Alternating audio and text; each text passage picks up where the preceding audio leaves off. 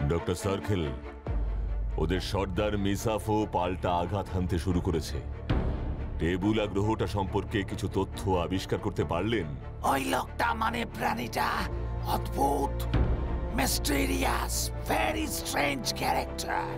ওর শরীরের ভিতর কোনো রক্ত নেই, শুধু সাদা একরকম তরল বইছে। মাথার ভিতর ব্রেনের বদলে জটিল সব যন্ত্র আর সার্কিট। শিরা উপশিরার বদলে সারা শরীরে শুধু বিভিন্ন রকমের তার। টেবুলা গ্রহের প্রাণী এমনটাই তো স্বাভাবিক, কিন্তু গ্রহটা কোথায়? আশ্চর্য গ্রহ ওই টেবুলা। এত দ্রুত, এত ফাস্ট সূর্যের চারিদিকে ঘুরছে ওই গ্রহ, আমরা ডিটেক্ট করতে পারছি না। তাহলে উপায় ডক্টর সার্কেল?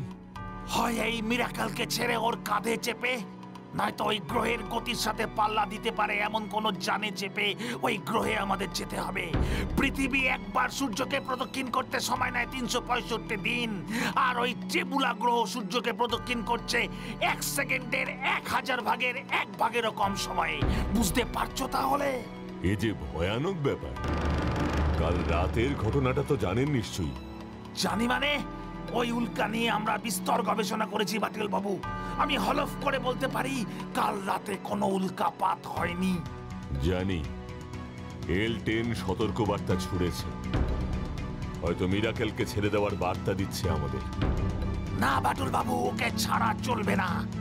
আমরা আরো এক্সপেরিমেন্ট করতে চাই। করুন, তবে আমাকে আমার রাস্তা নিজেকেই বার করতে হবে, বুঝতে পারছি। ওকে ডক্টর সার্কেল, আমি এখন আসছি, সাবধানে থাকবেন।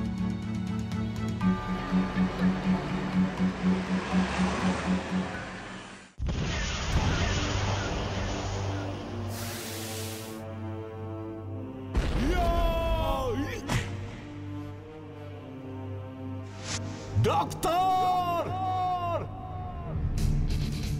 এল-10! আমিও তোদের ছাড়বো না, ছাড়বো না। মিরাকেল, মিরাকেল খতম। কোনো খবর আর ওই পৃথিবীর মানুষগুলো পাবে না। এবারই আমার নেক্সট টার্গেট বাটুল।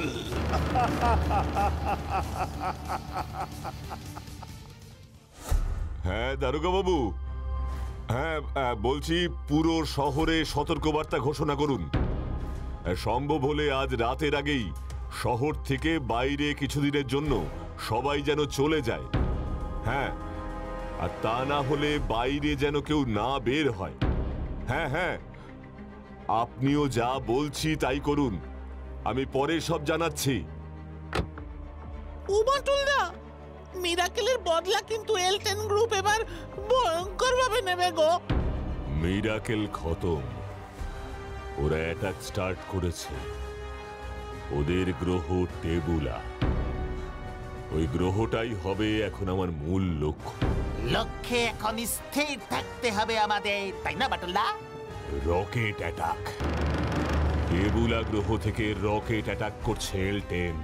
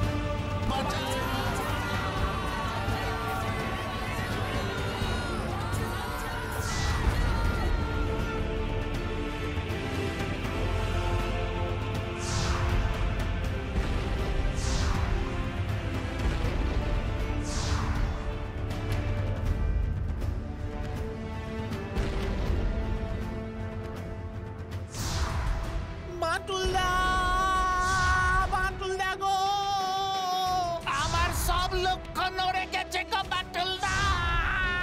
তোরা এক্ষুনি বটমম্যান স্যারের বাড়ি চলে যা। আমার বাড়ি কিন্তু ওদের টার্গেট। বাচ্চুরে চলবে। চল। ইয়া!